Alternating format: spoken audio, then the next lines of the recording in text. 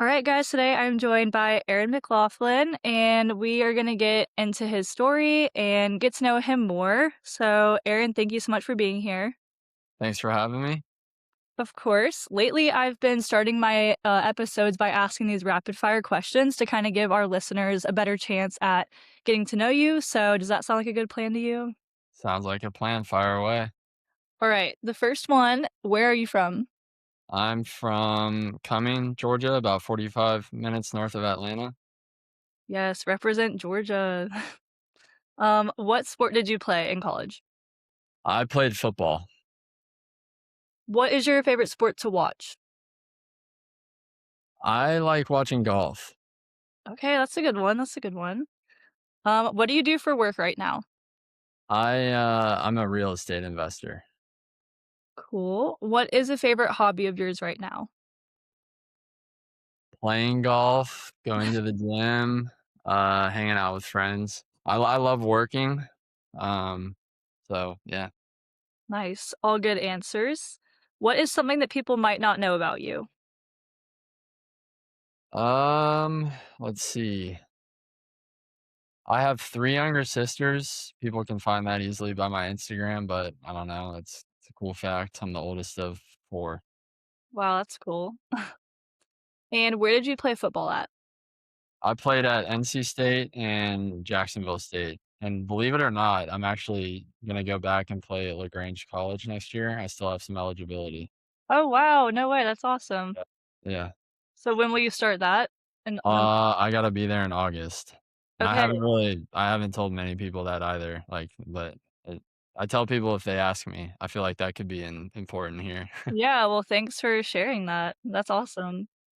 Any siblings? You kind of just answered that. Um, I guess like are you guys close in age or Yeah, Hannah's 22, she'll be 23 this or August. She plays soccer in Iceland. Mary Beth is 20. She plays soccer at Vanderbilt. Hannah played at Vanderbilt with Mary Beth. And then Gabby, she's the youngest. She's 17, and she will be playing volleyball at Wake Forest. okay, cool. Volleyball is like the ultimate sport. So, um, what is your dream job? I'm doing my dream job, just entrepreneurship, investing, building building businesses. Nice, already living the dream. That's awesome. What has been your favorite season of life so far?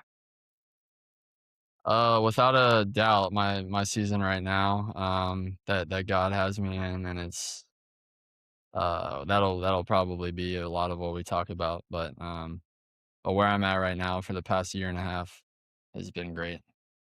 That's awesome. What is a current obsession or like fixation right now, if you have any? Yeah, I mean, I'm pretty locked in on getting ready for football again, and then just work, like building, investing. I love it. So just building football. Nice. What is your favorite music to work out to?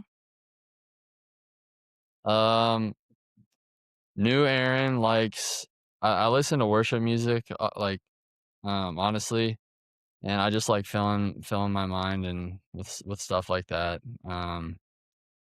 Otherwise, listening to other stuff just doesn't put good stuff in your head. Yeah, I love that. What is this one's like a little bit of a harder question. What is a stigma around men's mental health? A stigma. Or Let's like see. something that people like don't talk about, I guess, with it. Yeah. I think like just generally in our society, and there's definitely a turn and more focus on it, but guys just, thinking that they've gotta keep all of their emotions in and not having a community to be real with and go deep with. I think that's very important, having a community to go deep with and a group of guys that you can be vulnerable with. And a lot of guys just, they don't have that or they didn't grow up with that. Their dads may not have modeled that to them, and so it's hard and uncomfortable for guys to get vulnerable. Yeah, for sure. That's so true, and I'm sure there's, like, a million, other stigmas and misconceptions, but that Yeah, is definitely a big one. yeah. But that is the end of our rapid fire questions. You did great. You passed. Good job. So actually June is Men's Mental Health Awareness Month. So, Let's go. we're gonna kinda dive into that a little bit too today. It's only fitting for our first male guest that we have on for Men's Mental Health Awareness Month, and just so everyone knows, it wasn't like that on purpose. I just have had more female guests respond quicker than male guests respond, but Aaron got right back to me, which is great. Let's go. That's perfect. Yes. So, to kind of familiarize everyone with your story, in May of 2025, you publicly opened up about your past with addiction and trying to get clean multiple times. You also Mhm. explained that your faith had kind of changed everything for you. So, I guess I kind of want to backtrack and ask you about, when you first experienced substance abuse and addiction in your life and kind of take it from there. Yeah, so, it honestly kinda just you start slower and, you know, it's a slippery slope. It started in high school, just drinking casually at parties and stuff. Um, and, it just progressively got worse and worse. Um, I was drinking really heavy, honestly, in high school. Like, I was partying harder than a lot of people, and it became an issue, like, early, and parents knew, coaches knew, teammates knew, but, it wasn't that big of a deal because everybody was doing it, and I wasn't getting in much trouble. But since I got away with it in high school, I got to college and uh, you know, didn't have the same foundation, I guess, or, group around me that I had in high school. It just got worse and worse. And in college, started dabbling in harder stuff than alcohol. I don't know if I need to go into the details of that, but just when I went to NC State, was getting away with it, smoking a lot of weed, just drinking, doing, partying, doing stuff beyond that. And the coaches at NC State caught wind of that, and they asked me to go to a rehab, and I was like, "No, I don't wanna do that." So I left.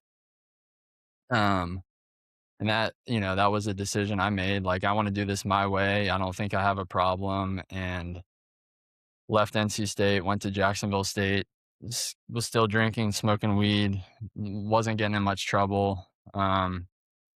Jacksonville State didn't work out football wise, left there. And from there, it just got really bad. I lost football was like the string that was kind of holding me together, still like holding me on a little bit. And I was partying hard and going too far, abusing substances.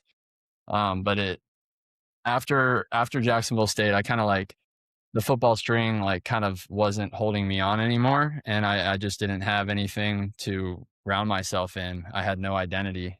Um, my identity was football, and as that faded, substances began to fill that. I started gambling a lot, uh, and just, it's a slippery slope. It just got worse and worse, started getting arrested, um, and eventually, was using cocaine, like, a lot, really, really hard. And, that was there was a 2-year term where it wasn't every day, all day, but getting in a bunch of weekends and just abusing substances really hard, and eventually got to the lowest point, and that's where I found the Lord. Wow. So tell us a little bit about what was like the breaking point kind of that you were like, all right, this is not probably not normal, not healthy. Like kind of what was that like for you? Yeah, I think I knew all along, maybe even in high school, like, hey, like, I drink way more than everybody else, but I can get away with it, and I was having fun. And as time went on, it wasn't as fun anymore. I just felt like I was doing it because it became who I was almost. Like, I was just a partier. I like to have fun. So, like, all along, I probably knew that there was an issue, and I just never addressed it. I always told myself, "Hey, I'm gonna stop. I'm gonna stop. I'm gonna stop." But I couldn't in my own strength, and we can't in our as people really just stop stuff like that without a greater purpose or reason. Yeah. So I mean, it was probably a 5-year period from like high school. Like I had some, I hurt my shoulder, my throwing shoulder. I'm a quarterback. I hurt my throwing shoulder while I was drunk, and so that was like a thing. Like, hey, that's a big deal.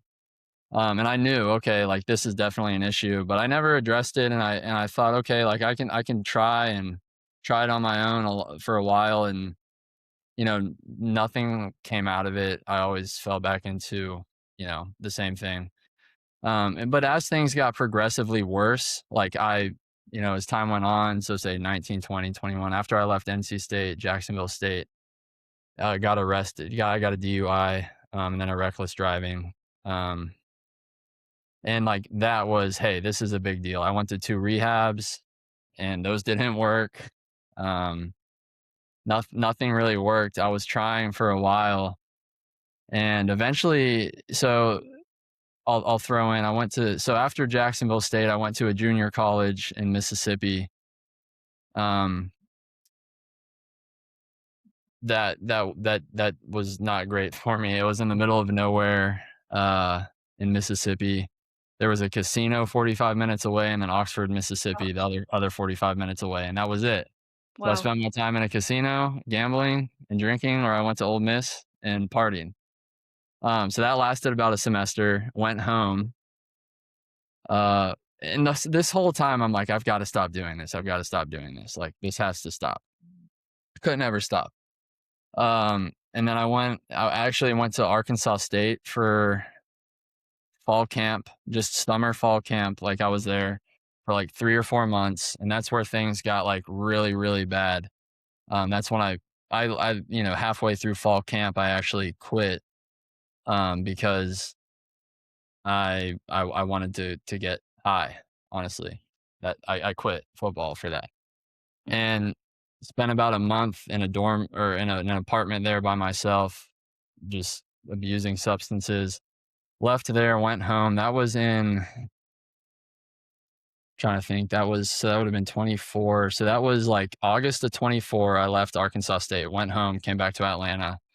And from August, let's say till November, I still kept up the same. Every weekend I was going out doing the same thing. I was playing poker games 3 or 4 nights a week, staying up all night. And I eventually just got to a point. I looked at my bank account. I was overdrawn. I'd gambled all my money away. Um, I had like a week. There's times like I couldn't even remember what I was doing because I was so messed up on substances. And I was like driving somewhere. I think I was in my car driving somewhere, maybe to show a property or something. Because I was trying to work, and I just like got overcome with like, holy crap, what have I done? Like I've squandered everything. Like God gave me these abilities to play football. He blessed me like with so much, and I had this huge opportunity lined up at NC State, and I could have made so much of the opportunities, and I completely squandered everything. And now here I am, you know, broken at rock bottom, no money, have literally thrown everything away. And it hit me, okay, I've got to make a change. And so that was probably, I think that was like November 27th, maybe 2024. And so for about a month, I tried. I said, I had really officially, this was the first time I officially looked at myself and couldn't look at myself in the mirror and said, something has to change. So there's a month period there where I was just going to whiten out. I was going to do it myself. I had to do it. And so I tried. And like, I realized like, this isn't sustainable. I'm not going to be able to hold myself up. I can't in my own strength and my flesh stay away from these things. And then the Lord met me right there. So yeah, and that was like January going into 2025. And since then I've been completely clean. So Wow. I have, like, chills right now from you telling me that. And, like, I know men, like, don't use the word, beautiful that often, but, like, that story just really is beautiful, and I think you speaking on your experience, which thank you for sharing all of that, but yeah. I think you speaking on your experience, it really just, like lets us into your mind of someone who is struggling with addiction of like Yeah, I mean it this time, like I need to try this, like I know what I'm doing is bad. I know I can't keep doing this. And from, people that have fought addiction before, that is such like a common pattern, common theme of them like yeah, recognizing what I'm doing is hurting myself and everyone around me, but not being able to get out of it or make that switch. So that is like a very real thing that I think a lot of people don't understand about someone living, yeah, with addiction.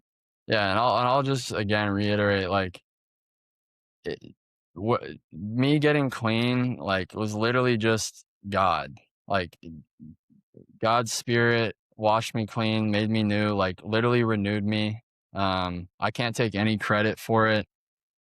I was broken, and the whole time, and through all of the abuse of substances, there was a hole in my heart, and I was trying to fill it with things that only worked temporarily, and that's all of us to some extent. A lot of men are never gonna be at the point where I was in addiction, in substance abusing and gambling, but everybody has a hole in their heart they're trying to fill, whether that's substances or what maybe they may be workaholics, they may play a bunch of video games, whatever it is that everybody has something that they're using to fill. Everybody's broken, and I was very broken. Um, Mine was just amplified, but only God can reconcile us, back to that. We're all identityless until we find our identity in Christ. And that whole time, I was just trying to fill a hole that only God could fill. And all I did was allow God to fill that hole. And the snap of a finger, He turned my life around. Um, and it's fuller than I could ever imagine, and it's just simply because of the grace of God and His Spirit. Aaron, I love that. That is so good and so powerful. And from, your testimony and other people's testimonies, it really is kind of this moment where the Lord just meets you where you're at, where it's not, Yeah, you striving for anything. It's just He yeah. meets you where you are. And then from that moment on, it's like this belief. And I kind of wanted to ask you, like, do you feel like growing up you had any type of, faith or religion that you really believed in, or was it kind of this was like the first time in your life that you were aware of this? Yeah, so I grew up in church, but I was never, like, sold out. I believed in God, and my mom really drove that, and I knew Jesus, and I was baptized when I was in middle school, but I never surrendered my life, and surrender is what it takes for God to do what He wants in us, to be the people that, God intends for us to be, to, you know, reach our full potential and to live the lives that God designed us. The design was for us to live in communion with God, to live full lives, full of love, joy, and peace. And for us to reach that, it's surrender. And I had never surrendered. I had never said, God, I want to do it your way. And through football, like I started getting recruited when I was 13 or 14 years old, and I became this big figure. I had a spotlight on me, Mhm. and because I wasn't rooted in Christ, I allowed that spotlight. I made myself the God of my life. Because of the spotlight, because of all the attention I had, I made myself, the God of I was everything. And I didn't have a foundation. My foundation was built on straws. It was built on Aaron, the football player. And as soon as that, football thing was taken away, everything collapsed because I had no foundation. Yeah, and I think that is such like a common experience that isn't talked about enough with athletes really at any level. I mean, whether you're at a D2 or a D1, like you are kind of this figure, this role model for the community around you, whatever community that you're in. And I think that sport just becomes, an athlete's identity. And then kind of like you were saying, once that sport's Mhm. taken away, you're like, what do I even have now without that sport in my life?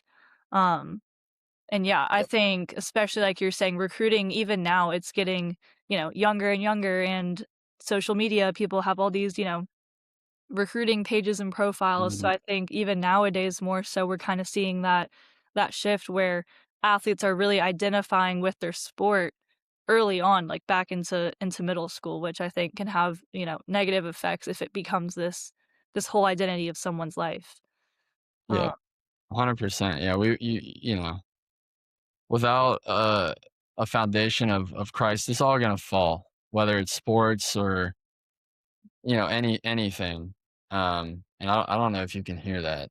Oh, is Um, that you or is that me? that's me, that's me. I don't know how to mute that without muting you, but, I'm sorry. No, it's okay. I'll cut it But out. yeah, without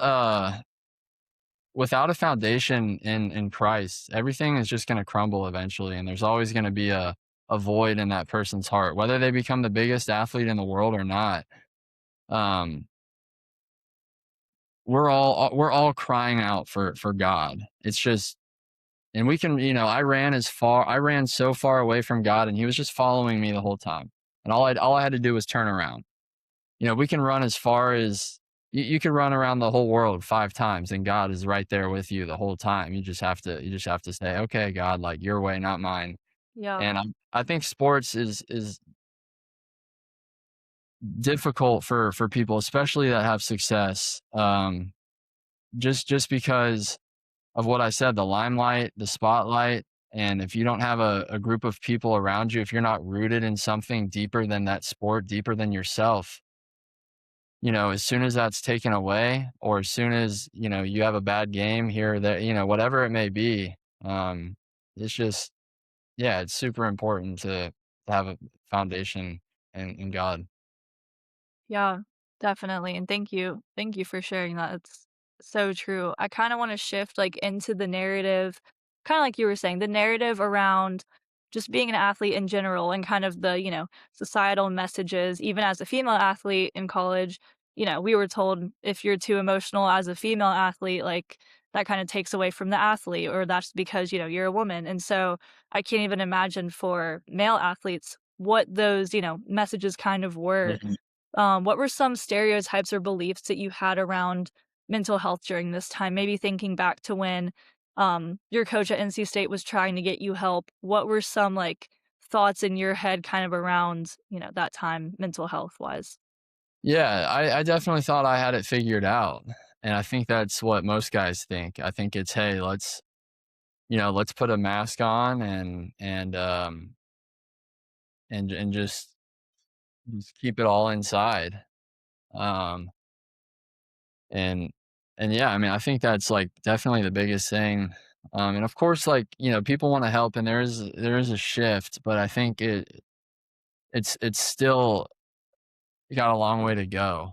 People are starting to realize, "Hey," and a lot of men are starting to realize, "Hey, like, we can't hold this in." But if you don't have, like, a coach or a teammate or a friend or a group at your school or your team that's cultivating an atmosphere where that's, encouraged, Mhm. I think it's gotta be encouraged. Because if not, even if just being even if it's just accepted, there's not a lot of guys that are gonna wanna step out and be vulnerable, because that's not the way it's been. And so, there's gotta be a person, or something has to shift where it becomes encouraged as opposed to acceptable or not encouraged, if that makes sense. Yeah, for sure. And I think like male sports specifically and male coaches sometimes really just don't uh prioritize those things in a program and a team. But I do think there is starting to be a shift definitely around it of like people, prioritizing these things, especially like in these upcoming generations. So definitely is more hope around it, but something that is not very common. Yeah, yeah, definitely not. And I can't really remember a time on a team where there was, other than having access to a psychologist, where it was, "Hey, let's, get together and be vulnerable, like, and be real and get to know each other. What's going on in your life? How can we Yeah. support each other?" So, yeah, I guess a team psychologist really is not enough. Yeah, definitely not. I kinda wanna talk about maybe some things now that you practice or engage in throughout sobriety and maybe how, people in your life have been supporting you in that walk. Yeah, this might be redundant, but again, it's literally just, surrendering myself to Christ daily and saying, "God, not your way, not my way, your way." Mhm. like what I want, what Aaron wants, my desires are, um, they don't lead to life. And God, you lead to life. So just lead me on your path. Like you're the light. So just surrendering to Christ daily, staying in community, having community around you. That's for me, it's been that are chasing after Jesus, that can hold me accountable, that can speak life over me. And when I'm feeling down, they can identify the lie that I'm believing. The enemy, he prowls around like a roaring lion, right? He's after us. And so, if I'm not around a community and around a group of people that I can be vulnerable with, let them know, hey, this is what I'm going through. And they can, say, "Hey, that's a lie. Don't believe that about yourself, or don't do that. You know what that leads to." But as far as sobriety goes, honestly, like God, God just like that. I didn't have to go to an AA. I didn't have to go to a rehab. I didn't have to do anything other than just allow God's spirit. Like he made me new. Like I I participated in the death of Jesus Christ, and God resurrected me. Like literally that's what it was. Like I died, and he brought back a new Aaron to life. And it was as Wow. simple as that. And then of course, sometimes the weekends I'll see old people going out, and it's like, dang, like, I used to have fun doing that. But I can just very quickly just root myself in the fact that, hey, that's not the way God called us to live. He called us to live set apart, holy lives. And there's a right and a wrong way to do things. And I want to do it God's way. Fear of God, right? Not Yep. fear of man. Yeah. And I appreciate you saying that. I think that there's sometimes this like common belief or misconception that people who struggled with addiction just one day like don't struggle with it anymore or don't, ever feel tempted or Yeah. don't think back on those times of their lives. And so I think like you're saying like yeah, you might see sometimes people, going out and you're like, "Dang, like I just know for myself I can't." And maybe for you, like, it was the point you couldn't just have a drink for fun or casually, it ended up Mm. always leading to more, um, and I kinda wanna talk about you said you tried going to rehab, like, twice, right? Yeah. Yeah. I'd been to two of them. Wow, can you kinda tell us, like, what that experience was like for you? Just so our listeners can kinda get an idea of what going to a treatment like that would look like.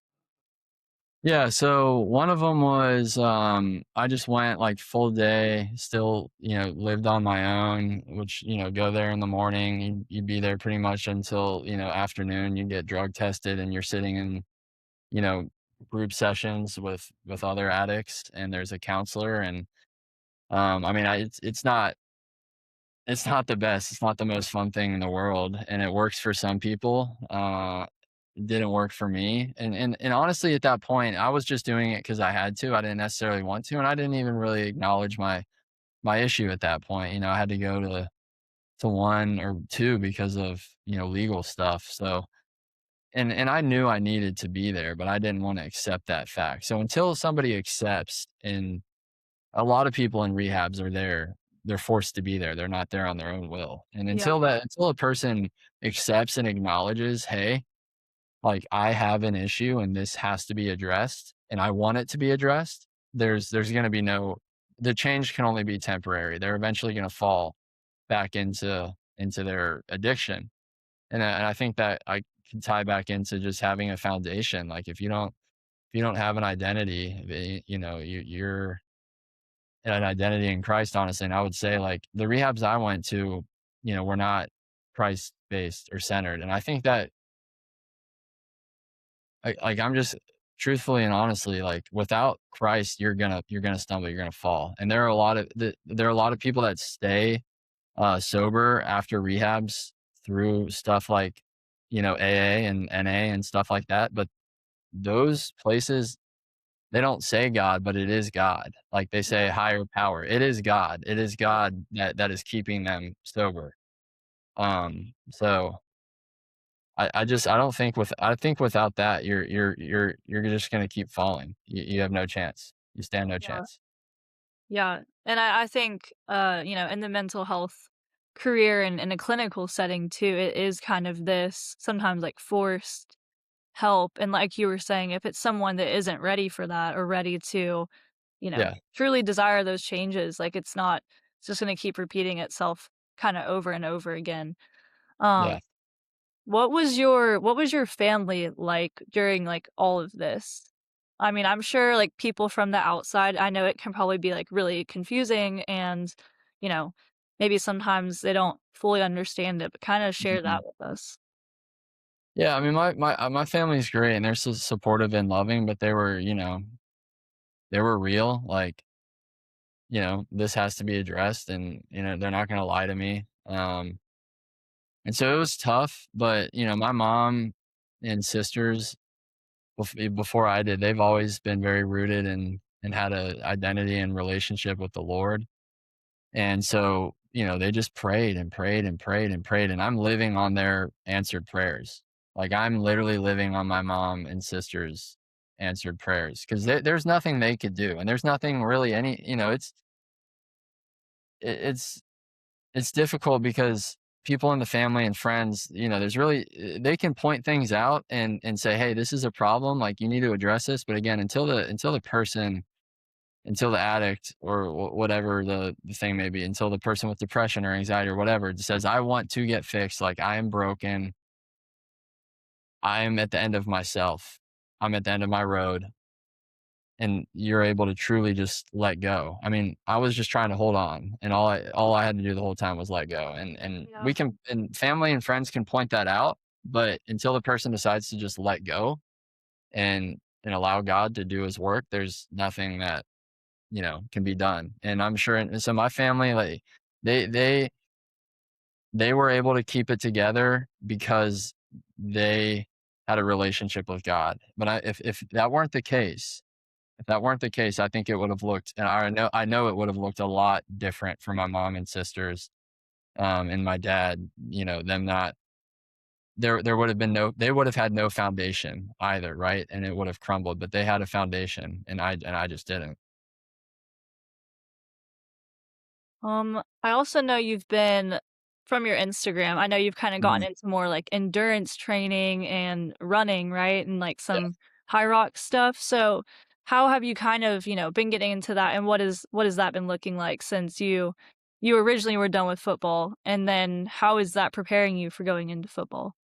Yeah, so, I mean, I'm just a competitor, and I wanna compete, and I didn't have thing to compete with, and I've always loved fitness and working out and being in the gym, so I just kinda started running, and it was at the start, it was a way for me to stay disciplined, so I just started running to stay disciplined and just started loving it, and, before I knew that I was gonna go back and play football, um I was like, I gotta have something to compete in. So I just started competing in endurance stuff, and it's great. I mean, I loved it. And I probably maybe will at some point again when football's done, try to, do endurance. It's great. And tell us kind of the whole story of how football came back into your Yeah. life. Yeah. So I had kind of like just let it go. And once I quit Arkansas State, came home, found God. I had kind of let it go and just, it was an afterthought, and I just had accepted and moved on. But I just kept every time football season came around, I just kept, man, I wanna like I couldn't even watch football because I'm like, this stinks, this hurts. I want to be out there. I want to play. I really squandered, what I had. Like I feel like I'm talented enough to be out there and play with those guys. So, I just started offering prayers to God about it. Like, "God, hey, if you want me to do this, like, I'm willing, and I'll go do it." And just over time, over the past year and a half, or really year, because I decided about 4 or 5 months ago probably to go do this. So for the past year before that, I just prayed about it and said, God, like, take me where you want me to go. Like, I'll go and I'll do it. If this is the route you want me to go, and I'm going to go do it. And I really just want clarity. I want to be able to say, if I don't care if anything comes from this or not, like, God's taking me here. Um, and if it's for football, great. If not, then whatever comes from it, I'm happy with that. Yeah. But, at least I'll be able to say I went back and gave it my all because I just quit on myself and on the game. I just quit, I threw it away. I never gave it a shot. I never got my footing grounded at a college enough to make a something out of it.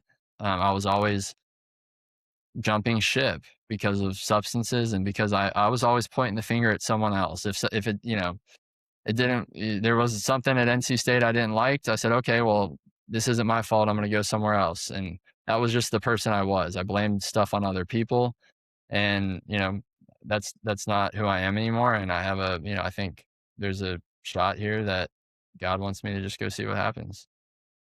Wow, that's amazing, and, like, even with you talking about that, there's just this, like, humility to you that I think is so real, but I think so many men kinda get caught in this loop of pride like you were talking about, Mhm. even with, if something happens, like, I'll just, point the finger, and I think Yeah. that is such, like, a common just tendency for humans in general. We don't want to, experience those things. We don't want things to be our fault, um but yeah, and I also think sometimes talking about, mental health struggles, there's like this shame that can be tied around it. What do you kind of have to say about shame and how we can kind of turn that into vulnerability in conversation? Yeah. Well, so what I would say about shame, again, is it's biblical. It's shame comes from the enemy. It comes from the devil. It comes from Satan. And God does not want us to feel shamed about anything. We're forgiven. Like Yeah, we are loved. There's so much grace. Um, God does not shame us. If you feel shamed about anything or guilty about anything, that is not the way God wants you to feel. And so when I start feeling shameful or guilty about things in the past, I just very quickly go, Satan, get out of here. Like, no, I'm not going to listen to that. Like, I'm forgiven. I'm a new creation. I'm loved, and there's grace. And so I think, shame can just identify it. Where is it coming from? What are you feeling shameful about? Receive the forgiveness from God and open up about it and be vulnerable and let others know, hey, this is where I'm feeling attacked at.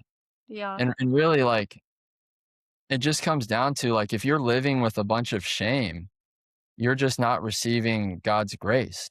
Just build a relationship with Jesus Christ and you will not feel shame. yeah, Like God does not shame us. Like that is the opposite of who God is. God is so loving and cares for us so much. It churns his heart. It hurts his heart when we're living in shame and guilt because that is not what he put us here to do. He put us here to live lives of joy. And yeah, so very simply, like, I think, and this could be naive, but I think, a lot of mental health stuff, shame and guilt and anxiety and depression can a relationship with Jesus Christ and it can very quickly solve that. And of course, you've got to be around people and counselors and doctors or whatever and groups that you can build up and be supportive around. Satan wants to isolate us, and if you're isolated, if you don't have a counselor, if you don't have a professional, or you don't have friends and people around you that are able to redirect you, yeah, you know you're going to live in that. Like Satan wants us to be isolated. So I think isolation and not having a relationship with God is the root of all mental health problems. And that was for me, and I would say 100% of everybody yeah, is the issue, or some divide between you and God. Isolation or not a relationship with Jesus. If you have a relationship with Jesus, he's going to you're going to want to be in you're going to be in community because that's God's heart. The church is community. And when you're in relationship with Jesus Christ, he shapes us into his character, and his character wants to be in community. yeah. I love that, and like that is so true. I feel like one of the kind of like biggest symptoms or telltale signs of anyone struggling with mental health, most of the time the first, kind of checkpoint is isolation, and that is, Yeah. a big thing that kind of happens first for most people.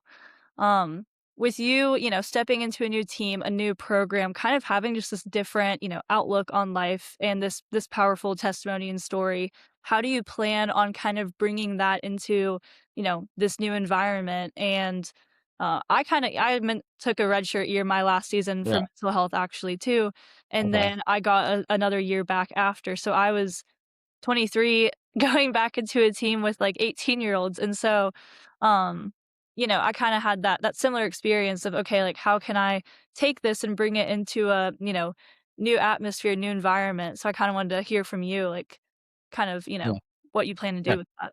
That's a great question. These have all been great questions. So, Thank you.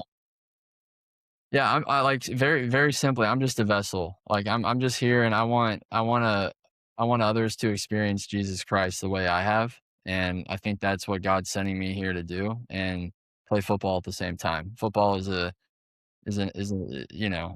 great benefit, but it's an opportunity. I'm gonna be 25. And so, Yeah. very, very simply, like I want to point guys in the right direction, and I'm not going to be it's going to be God through me pointing guys in the right direction and just being a light and just it's the gospel, it's Jesus. That's it. Like that's the focus. Like that's what I'm going after here. Just being obedient. That's amazing, and I know, like, I mean, I'm sure looking back at your story, you're like, "Wow, I wish there just would have been, a handful of guys on, this team or this team," Yeah. you know? So, I think it is really a cool opportunity to be able to, share your story with guys that are coming into college for the first time even, and probably some that are, taking those extra years coming back into it too. And I ask all we're kinda getting close to time, but I ask all my guests as we're wrapping up, what is a piece of advice that you would give to your younger self? Get in relationship with Jesus Christ. That's it. Very simply. And I wouldn't trade like what I went through to get where I am. When I went down that path, I could have gone this way, but I decided to go that way. Once I went that way, it was over with. Yeah, And I wouldn't change anything that happened to me because of where God has me now. But if I could have looked at myself when I was 17 years old, I would have said, Aaron, your your foundation is built on sand. Like you have no foundation. You need a foundation in Jesus Christ, or you're never going to become the man that God intended you to be. And God has massive plans for all of us, bigger than any of us can even conceive. Right? He wants to do thing. He wants to use all of us in ways that none of us could ever have even imagined, and we just can't do that. We can't be the husbands, the wives, the mothers, the fathers, the coaches, the friends. We can't be effective in anything if unless we have a foundation in Christ Jesus. yeah, that's so good. That's so good. Well, Aaron, thank you so much for coming on here today and just openly sharing your story. I know sometimes, it's not always the easiest thing to do, but we really appreciate you being our first male guest and all Yeah. coming on here and just, being so open with it and sharing all of that. Yeah, thank you so much, Ashton. I'm super, super grateful to be on here, and thank you for the opportunity, and it was great. Of course, the athlete within Co will be rooting for you, as Mhm. you get to, go play football again, and yeah, we're looking forward to just, keeping up with you and seeing how it goes. So, yeah, Awesome. congratulations. Yeah, thanks so much. Of course. Alright, bye.